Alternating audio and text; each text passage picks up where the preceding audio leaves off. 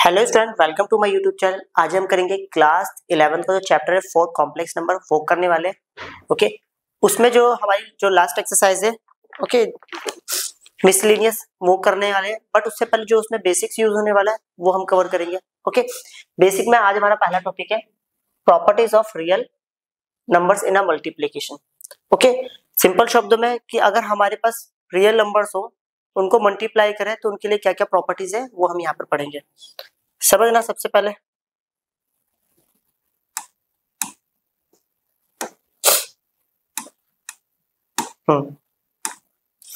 सबसे पहली प्रॉपर्टी है क्लोजर प्रॉपर्टी। समझना, इसमें लिखा है the product of any two complex number okay is a complex number. Let suppose मान लो मेरे पास दो कॉम्प्लेक्स नंबर है, मान लेते हैं Z1 और Z2। अगर मैं उन दोनों को मल्टीप्लाई करता हूँ तो मेरे को जो रिजल्ट मिलेगा वो भी क्या होगा, कॉम्प्लेक्स नंबर। यहाँ पर समझाता हूँ। मान लेते हैं मेरे पास एक कॉम्प्लेक्स नंबर है Z1 A plus iota B, एक दूसरा कॉम्प्लेक्स नंबर है Z2 C plus iota D। अगर मैं Z1 को Z2 से मल्टीप्लाई करता हूँ मतलब A plus iota B multiply by C plus iota D, इसको इससे मल्टीप्लाई करा ये हो गया AC, इसको इससे करा तो ये हो गया A D आयोटा, इसको इससे करा प्लस C D आयोटा और इसको इससे करेंगे तो iota into iota, iota square की value -1 okay, B into D तो BD। तो अब हमने यहाँ पर देखा कि ये दोनों हमारे रियल पार्ट है AC माइनस BD, ये दोनों हमारे इमेजिनरी पार्ट है। दोनों में से आयोटा कॉमन निकाला AD प्लस BC।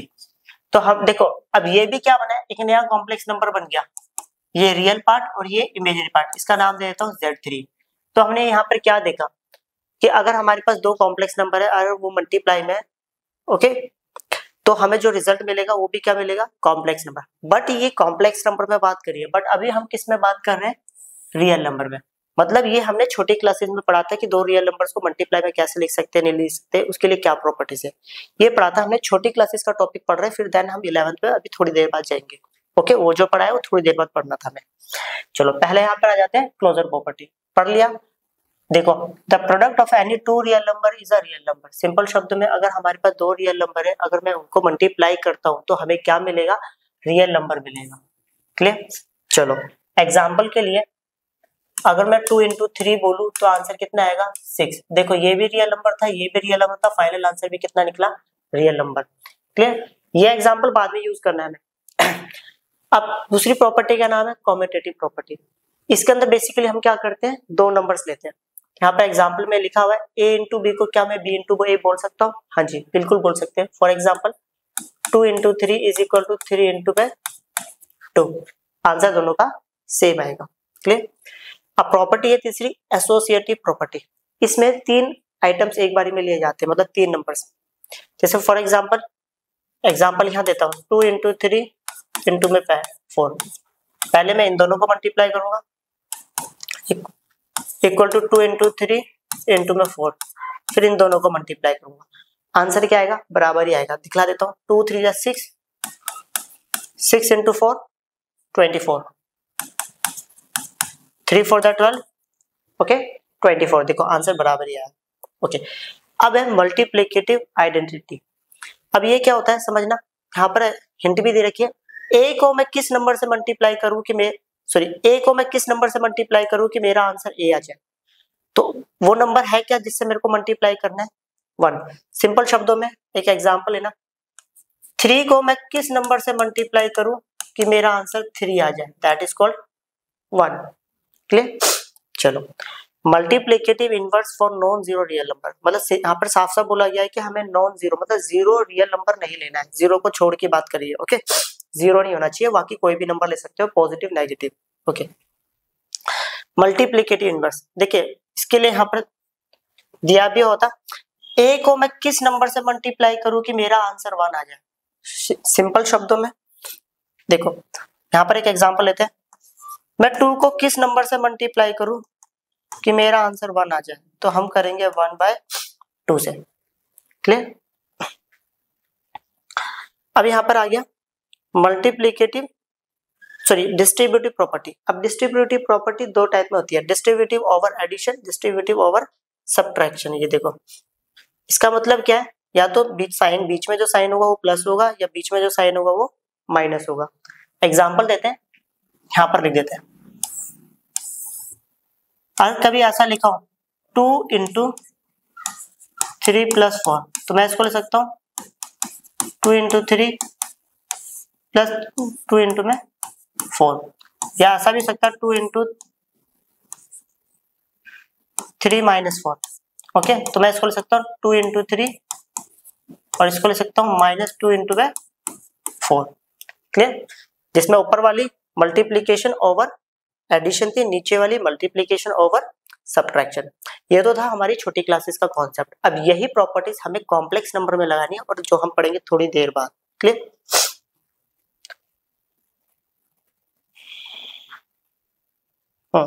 देखो आ गया algebra of a complex number, addition of two complex number.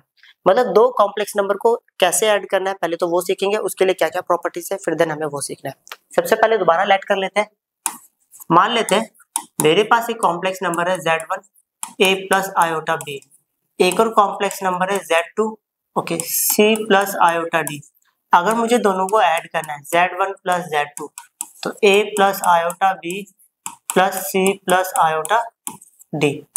तो A ये दोनों तो हो गया A प्लस C, इन दोनों में से अगर मैं कॉमन लूं तो ये आएगा आयोटा कॉमन और ये आएगा B प्लस D। देखो ऐसा कर लेते हैं, देखो ये भी तो हमारा एक कॉम्प्लेक्स नंबर हुआ जिसमें रियल पार्ट इतना बड़ा नंबर है और कॉम्प्लेक्स पार्ट इतना बड़ा नंबर है, तो है तो ये कॉम्प्लेक्स नंबर, और इसको मैंने नाम दे दिया Z3। देखो अभी हमने यहाँ पर सीखा है कि अगर हम दो कॉम्प्लेक्स नंबर को ऐड करते हैं तो हमें जो आंसर मिलेगा वो भी क्या मिलेगा, कॉम्प्लेक्स नंबर ही मिलेगा। ओके चलो अब आ जाते हैं, the addition of two complex number satisfying the following properties. Okay, दो कॉम्प्लेक्स नंबर में क्या ये प्रॉपर्टीज फॉलो हो रही है या नहीं हो रही, वो हम यहाँ पे पढ़ेंगे। सबसे पहले क्लोजर लो, अभी पीछे ही पढ़ा था। देखो अब यहाँ पर एडिशन की बात कर रहे हैं, वो भी कॉम्प्लेक्स नंबर है, तो सिंपल शब्दों में क्या मैं दो कॉम्प्लेक्स नंबर को ऐड करने पे मुझे कॉम्प्लेक्स नंबर मिलेगा, यही होता है इसका मतलब। The sum of two complex number is a complex number. देखो दो कॉम्प्लेक्स नंबर को ऐड करा और मुझे क्या मिला, कॉम्प्लेक्स नंबर। ठीक, चलो प्रॉपर्टी नंबर 2, कॉम्यूटेटिव लो। हमने पीछे सीखा था कि हमारे पास कॉम्यूटेटिव में दो आइटम लेने होते हैं, दो नंबर्स या दो कॉम्प्लेक्स नंबर। क्लियर, मान लेता हूं अगर मैं Z1 प्लस Z2 लूं और Z2 प्लस Z1 लूं, कहने का मतलब है इन्हीं को आगे पीछे प्लस करता तो आंसर तो सेम ही आता। ओके, तो ये चीज भी यहाँ पर क्या है, पॉसिबल है। ओके, एसोसिएटिव लो कि पहले देखो तीन नंबर्स ले रखे हैं Z1 plus Z2 plus Z3, Z1 plus Z2 plus Z3। अगर पहले दो को ऐड करूं फिर तीसरा करूं, या पहले सॉरी बाद के दो को ऐड करूं फिर पहला करूं, आंसर सेम ही आएगा। ओके, करके देख लीजिएगा। हाँ, ये कुछ नया, the existence of additive identity. Okay, अब इसका मतलब देखो थोड़ी हिंट यहाँ दे रखी है, मैं कॉम्प्लेक्स नंबर में क्या ऐड करूं कि वही कॉम्प्लेक्स नंबर आ जाए, तो सीधी सी बात है Z। यहां समझाता हूं, Z में क्या ऐड करूं कॉम्प्लेक्स नंबर Z में कि मेरा आंसर Z आ जाए, तो आंसर कितना होगा, 0। अब 0 को हम ये भी तो बोल सकते थे 0 प्लस 0 आयोटा भी बोल सकते हैं, या तो हम बोलेंगे 0 या बोलेंगे 0 प्लस 0 आयोटा। देखो यहाँ पे भी लिखा हुआ है। क्लियर, ओके, ये एग्जाम से 1 मार्क्स के क्वेश्चंस आते हैं जहां पे ऐसे लिखा right the okay existence of additive identity of a complex number Z। Okay, तो हमें आंसर कितना देना पड़ेगा, 0। अब ये समझना, the existence of additive inverse. देखो इनवर्स मतलब सिंपल शब्दों में होता है उल्टा। ओके, अब प्लस में बेसिकली जो उल्टा माना जाता है वो माइनस जाता है माइनस को। आप ऐसे समझिए, मैं Z में कौन सा कॉम्प्लेक्स नंबर ऐड करूं कि मेरा आंसर 0 आ जाए, तो कैसे, देखो यहां समझना, मेरे पास एक कॉम्प्लेक्स नंबर है Z, इसमें क्या ऐड करूं कि मेरा आंसर 0 आ जाए, तो कितना हो गया, -Z। एग्जाम में जब ये क्वेश्चन पूछा जाएगा तो हमारा आंसर -Z होगा और इस वाले में 0 होगा, इसलिए मैं यहाँ पर डैश डैश डाल रहा हूँ कि ये हमारा आंसर है। ओके, कभी कुछ और ही लिख रहे हो। क्लियर, अब चलते हैं नेक्स्ट टॉपिक पर, difference of two complex number. Let कर लेते हैं, मान लेते हैं मेरे पास दो कॉम्प्लेक्स नंबर है Z1 equal to A plus iota B और एक ले लेते हैं Z2। C plus iota D। अगर मैं Z1 माइनस Z2 लिखता हूँ तो A प्लस आयोटा B मैं माइनस कर देता हूँ C प्लस आयोटा D। तो ये हो गया A plus iota B minus C minus iota D। ये कितना हो गया A minus C B minus D। Clear. तो अब हमने क्या देखा, अगर मैं देखो पहली बात, दो कॉम्प्लेक्स नंबर को माइनस कर रहा हूं तो मेरे पास एक कॉम्प्लेक्स नंबर आया जिसमें रियल पार्ट ये, इमेजिनरी पार्ट ये। तो इस कॉम्प्लेक्स नंबर का नाम दे देता हूं Z3। तो यहाँ पर भी हमने क्या सीखा, अगर हम दो कॉम्प्लेक्स नंबर को माइनस कर रहे हैं तो हमें क्या मिलेगा, कॉम्प्लेक्स नंबर ही मिलेगा। क्लियर। देखो पीछे हमने पढ़ा था multiplication, okay sorry, algebra of real numbers in multiplication या properties of real numbers in multiplication. दो रियल नंबर्स को मल्टीप्लाई में दो रियल नंबर्स को मल्टीप्लाई कर सकते नहीं कर सकते, उसके लिए हमने कुछ प्रॉपर्टीज पढ़ी, दो या दो से ज्यादा, और किस तरह करेंगे वो भी सीखा था। अब वही चीज हम यहाँ पर सेम चीज करने वाले हैं। पहले हमने ये काम रियल नंबर में करा था और अब करेंगे हम कॉम्प्लेक्स नंबर में। Okay, multiplication of two complex numbers लिखा हुआ है क्लोजर लॉ। अब क्लोजर लॉ में होता क्या है, यहाँ पर बताया भी गया है ओके कि the product of two complex number is a complex number. पीछे भी सीखा था, अगर हम दो कॉम्प्लेक्स नंबर को मल्टीप्लाई करते तो हमारा आंसर क्या आना चाहिए, कॉम्प्लेक्स नंबर ही होना चाहिए, तभी ये प्रॉपर्टी एप्लीकेबल होगी। क्लियर।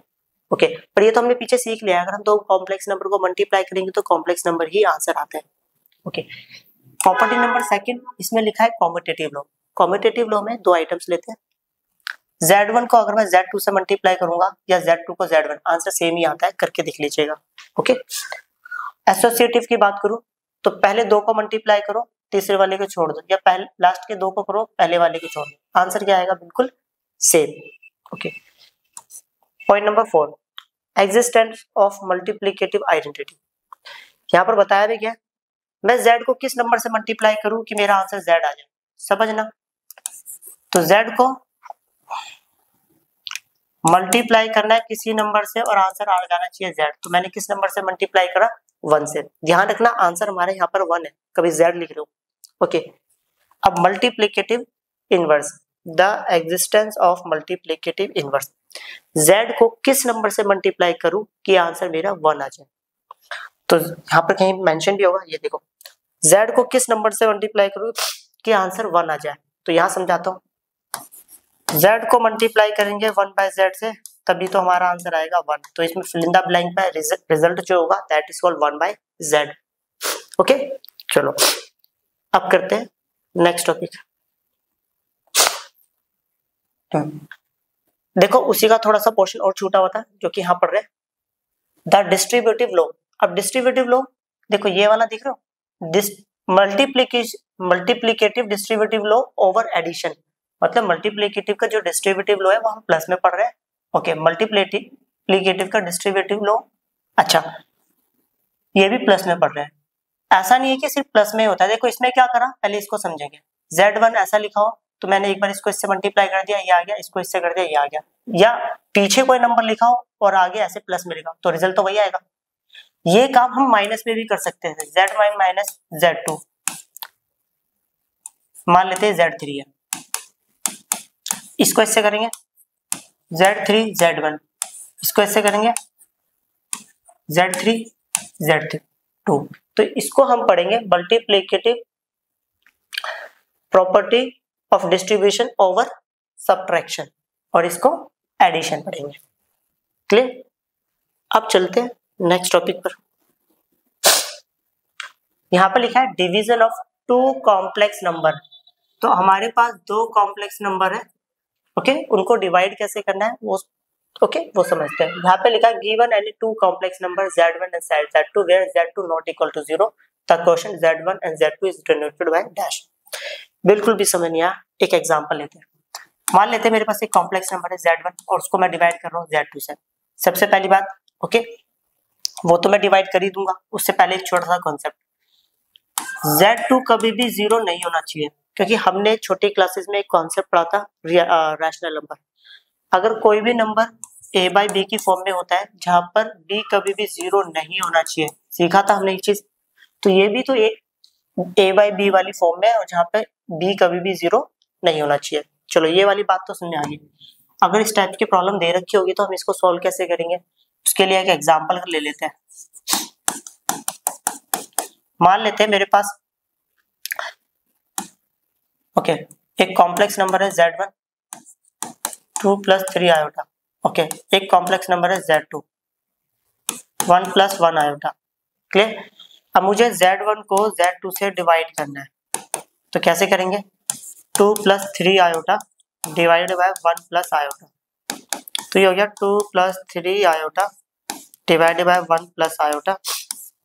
नीचे वाले का साइन चेंज करा 1 - आयोटा डिवाइडेड बाय 1 - आयोटा। इसको इससे मल्टीप्लाई करेंगे 2 और इसको इससे करेंगे -2 आयोटा। इसको इससे करेंगे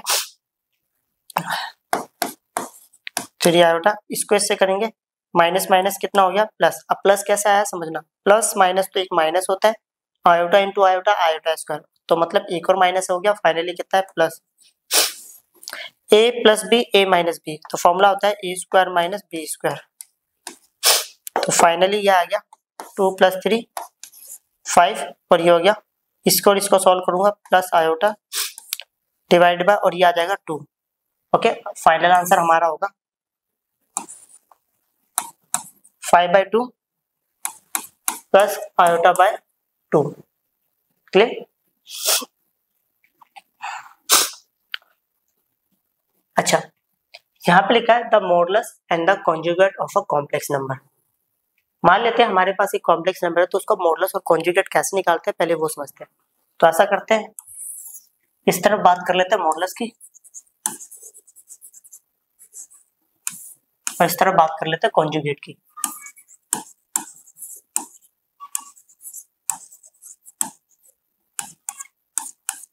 ओके समझना अच्छे से, देखो लेट सपोज मान लो मेरे पास एक कॉम्प्लेक्स नंबर है z = a + आयोटा b।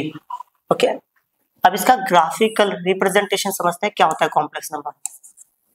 ये y axis that is called x axis, यहाँ से यहाँ तक के जो डिस्टेंस है इसको मैंने a मान लिया, यहाँ से यहाँ तक का जो डिस्टेंस है दैट इज कॉल्ड b, और ये कितना डिग्री है 90 डिग्री। अगर मैं पाइथागोरस लगाऊं, ओके इस ये देखो पाइथागोरस लगाऊं और इस चीज को मैं 2 मिनट के लिए मान लेता हूँ, ये मेरे पास कैपिटल है, तो पाइथागोरस के अकॉर्डिंग ये क्या होगा, a² = a² + b²।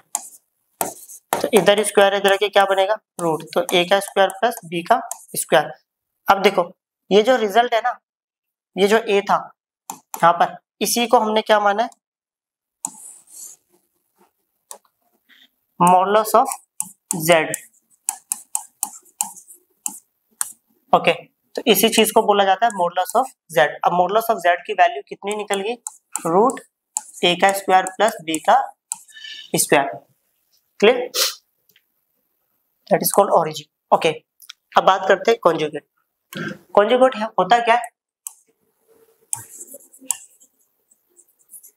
Change the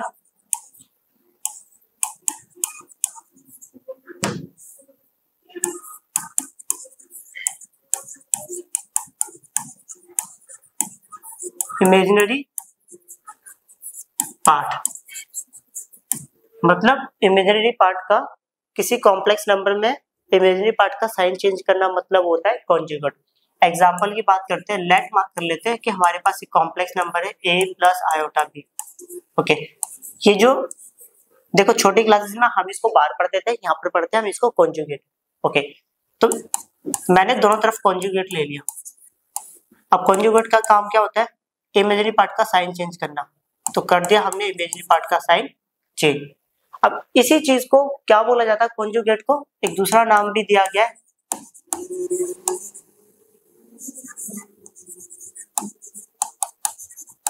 mirror image. Okay ये थोड़ी देर बाद बात समझेंगे। देखो कॉन्जुगेट का एक दूसरा नाम भी है मिरर इमेज। ओके अब करते हैं नेक्स्ट टॉपिक। यहाँ पे लिखा है Argand plane and polar representation, तो इसमें से एक टॉपिक हमें बिल्कुल भी नहीं पढ़ना, ये वाला।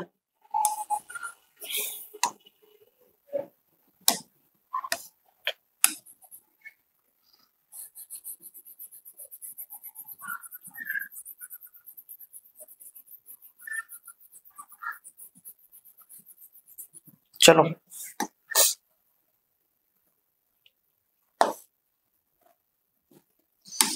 या तो हम इसको पढ़ेंगे Argand plane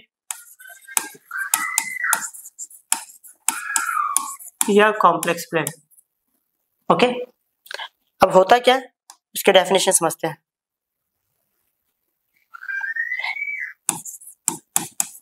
A plane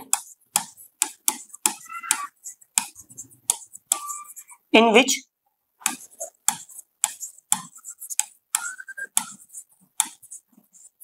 we represent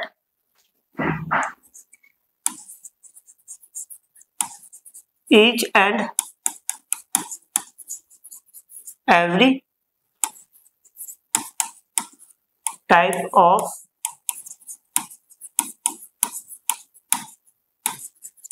complex number. एक ऐसा प्लेन जिस पर हम हर टाइप के कॉम्प्लेक्स नंबर को रिप्रेजेंट कर पाए उस प्लेन को बोला जाता है कॉम्प्लेक्स प्लेन या आर्गन प्लेन। एग्जाम्पल की बात करें, ओके, ये कुछ वैसा ही है जैसे हमारे पास कोऑर्डिनेट प्लेन हुआ करता था। ओके, समझना अच्छे से। That is called Y, that is called Y dash, that is called X dash, that is called X. 1 2 3 4, 1 2 3 and 4।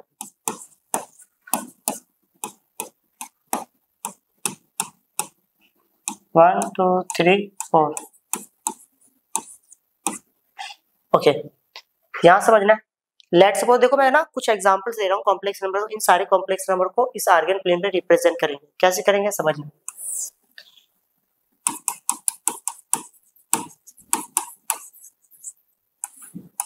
Okay, एक कॉम्प्लेक्स नंबर ले लिया 2 + 3 आयोटा, एक ले लिया 2 - 3 आयोटा, एक ले लिया -2 - 3 आयोटा, एक ले लिया -2 + 3 आयोटा। ओके, पहले की बात करते हैं। हम देखो हमें ये बात पता है ये रियल पार्ट होता है, ये इमेजिनरी पार्ट होता है। आप ऐसे समझिए, मान लो मेरे पास एक कॉम्प्लेक्स नंबर है x + आयोटा y। अगर मैं इसको इससे साथ कंपेयर करूं तो x की वैल्यू 2 निकल गई और y की वैल्यू 3 निकल गई। सीधी सी बात है, x कोऑर्डिनेट मेरे पास 2 हो गया और y कोऑर्डिनेट 3, ऐसे समझ लीजिए ज्यादा अच्छा होगा। ओके, तो x कितना है 2 और y कितना है 3, तो मेरे पास कॉम्प्लेक्स नंबर मिल गया z = 2 + 3 आयोटा। अब बात करूं इसकी 2 - 3 आयोटा, x 2 हो गया और y -3, x 2 y -3, ये रहा x 2 y -3। ओके, तीसरा हो गया -2 - 3, x -2 y -3, तो ये हो गया z = -2 - 3। चौथा हो गया -2 + 3 आयोटा, यहाँ से -2 यहाँ से +3 आयोटा, z = -2 + 3 आयोटा। क्लियर? हाँ, अभी छोटा सा बेसिक और मिस हो गया इसमें, वो यहां समझेंगे।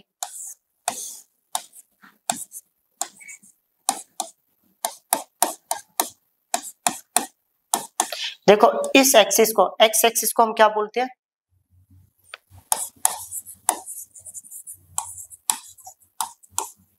Real axis. आपने देखा होगा जितने भी आगे वाले नंबर थे वही तो एक्स एक्सिस को रिप्रेजेंट कर रहे थे, देखना अच्छे से। तो इसलिए इसको क्या बोला गया, देखो दो मैंने इसका उठाया ना कि वाई का। ओके, तो कहने का मतलब है जो एक्स एक्सिस होती है वो हमारी रियल एक्सिस होती है, मतलब इसके ऊपर रियल वाला पार्ट को रिप्रेजेंट करते हैं। ओके, वाई एक्सिस जो होती है that is called imaginary axis.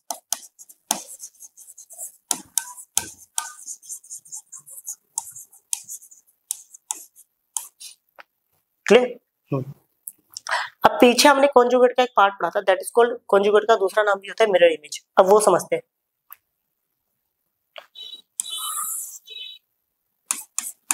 Okay, एक एग्जांपल लेते हैं, मान लेते हैं मेरे पास एक कॉम्प्लेक्स नंबर है 2 + 3 आयोटा। ओके, अब मैं इसको रिप्रेजेंट करता हूं यहाँ पर। ओके, तो ये हो गया y that is called y dash, क्या लिख दिए x x डैश। ओके, चलो मेरा आपसे क्या क्वेश्चन, मान लेते हैं कॉम्प्लेक्स नंबर है। ओके, मुझे इसका इसके कॉन्जुगेट को रिप्रेजेंट करना है तो मैं कैसे करूंगा, पहली बात मैं इसका कॉन्जुगेट निकालू, दोनों तरफ ये डाला, ओके आर्गन प्लेन पे रिप्रेजेंट कर रहा हूँ इसके कॉन्जुगेट को, तो कितना हो गया 2 माइनस 3 आयोटा। हमने यही पढ़ा था जब ये साइन हटता है इसको जिसको बोला जाता है कॉन्जुगेट, तो इमेजिनरी पार्ट का साइन क्या होता है, चेंज हो जाता है, क्लियर। तो मैंने इमेजिनरी पार्ट का साइन चेंज कर दिया, अब समझिए। देखो इसको मिरर इमेज क्यों बोला जाता है, अब समझ आएगा। पहले अगर मैं इसकी बात करूं 1 2 3 1 2 3,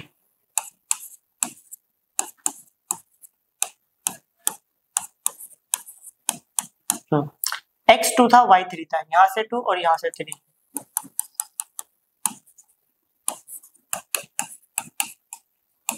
ओके। अब बात करूं x पॉजिटिव है और y नेगेटिव, तो सीधी सी बात है x2 हो गया और y, क्लियर। तो मैं यहां पर लिख सकता हूं z equal to 2 minus 3 iota. तो यहां पे हमने क्या समझा और क्या सीखा, देखो कहने का मतलब है z जो था, सॉरी कॉन्जुगेट, ओके, z की जो थी मिरर इमेज वो कितनी थी, ओके, z कॉन्जुगेट थी, क्लियर। बट किसके रिस्पेक्ट में थी, x एक्सिस के रिस्पेक्ट में थी या y एक्सिस के रिस्पेक्ट में। तो मिरर इमेज की बात है तो हमें देखो ये भी समझना, सिंपल शब्दों में समझते हैं। अभी जो इमेज बनी है with respect to x axis बनी है, मतलब ऐसे समझिए, मान लेते हैं मेरे पास, ओके, वो है मिरर, ये वाला इसका शाइनिंग सरफेस है। तो अब सीधी सी बात है, अपने मिरर को मैं ऐसे रखूंगा तो ये वाला, अगर मैं ऐसे कोई मतलब पॉइंट ड्रॉ करूं और यहाँ पर मिरर रखूं और ऐसे उसको देखूंगा तो मुझे ऐसा दिखेगा कि सेम डिस्टेंस पर ही मेरा दूसरे वाला जो कॉम्प्लेक्स नंबर था वो रिप्रेजेंट हुआ है, मतलब इसी चीज को मैं सेम डिस्टेंस पर ही नीचे देखूंगा गहराई में। सिंपल शब्दों में मान लेता हूँ यहाँ पर मेरे पैर के इधर ही कुआं है, अगर मैं कुएं में ऐसे देखूंगा तो मुझे लगेगा मैं कुएं के अंदर सेम हाइट सेम डिस्टेंस पे ही खड़ा हूँ। तो मतलब अभी जो हमारी मिरर इमेज है वो किस रिस्पेक्ट में, एक्स एक्सिस, क्योंकि हमको अपने मिरर को ऐसे रखना पड़ेगा तभी इसकी इमेज यहाँ छपती हुई सेम डिस्टेंस पे दिखेगी, ओके। अगर बाई चांस मेरा पॉइंट यहाँ रिप्रेजेंट होता है तो इसका मतलब है कि मैंने अपना मिरर ऐसे रखा था, क्लियर। ये पॉइंट होता है लेट सपोज, और मेरी मिरर इमेज यहाँ आती है, मतलब कॉन्जुगेट यहाँ निकलता है, तो इसका मतलब है मैंने अपना मिरर यहाँ रखा है।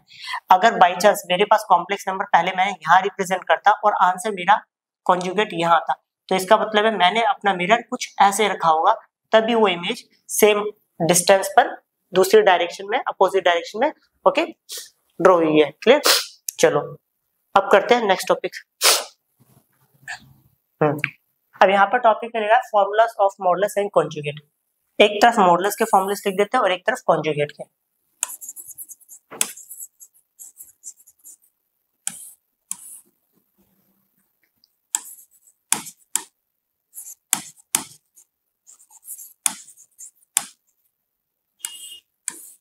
ओके पहले बात करते हैं, लेट्स सपोज मान लो मेरे पास दो, ओके, कॉम्प्लेक्स नंबर है z1 प्लस z2।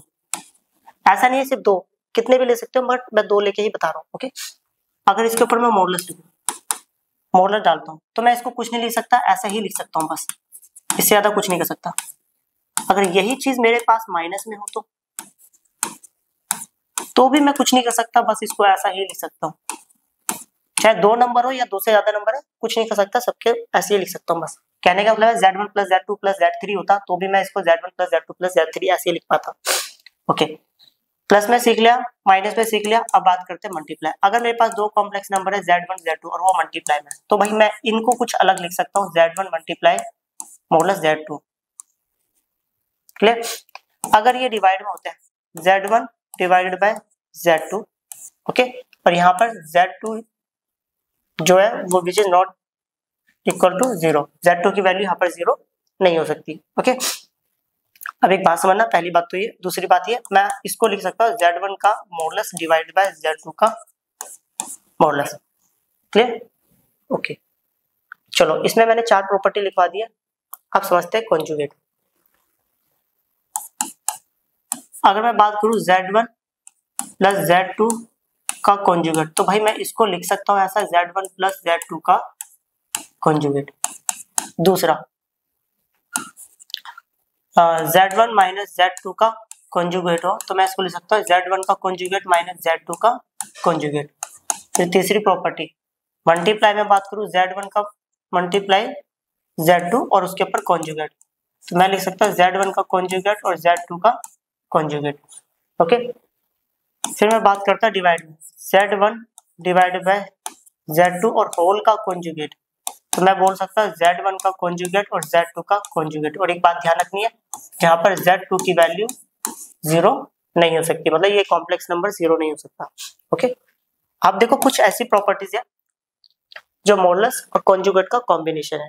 ओके, उससे पहले एक फॉर्मूला और बचा है, अगर मान लो मैं कोई कॉम्प्लेक्स नंबर लेता हूँ Z, उसका कॉन्जुगेट निकालता हूँ और दोबारा भी कॉन्जुगेट निकालूं तो घूम फिर के आंसर मेरा Z आ जाएगा। ओके, अब देखो दोनों का मिक्सअप प्रॉपर्टीज है वो भी लिख रहा हूँ। अगर Z मेरे पास कोई कॉम्प्लेक्स नंबर है, ओके, अगर उसके ऊपर कॉन्जुगेट और मॉडुलस निकालूं, मॉडुलस डाल दूं, तो मेरा आंसर जो हो वो बराबर होगा मॉडुलस ऑफ Z के। क्लियर? एक फॉर्मूला और है Z into Z conjugate equal to modulus of Z का स्क्वायर। क्लियर? एक फॉर्मूला और है जो कि है Z की कोई भी पावर हो फिर मॉडुलस डलाओ, ये तो मेरे को यहाँ लिखना चाहिए था। ओके, ये वाला यहाँ लिख देते हैं, मॉडुलस का है। अच्छा, ये भी मॉडुलस का था, चलो तो दोनों था। अगर Z के ऊपर कोई भी पावर हो और फिर मॉडुलस हो तो मैं इसको लिख सकता हूँ Z मॉडुलस और होल की पावर n। क्लियर? चलो अब समझते हैं यहाँ पर।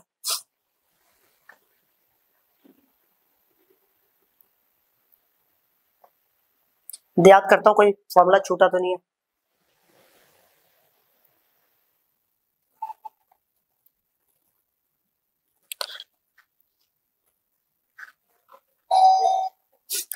ओके, इतने ही फॉर्मूले थे, अगर कोई फॉर्मूला छूट भी गया तो मैं बाद में लिखवा दूंगा, अभी देखते पहले।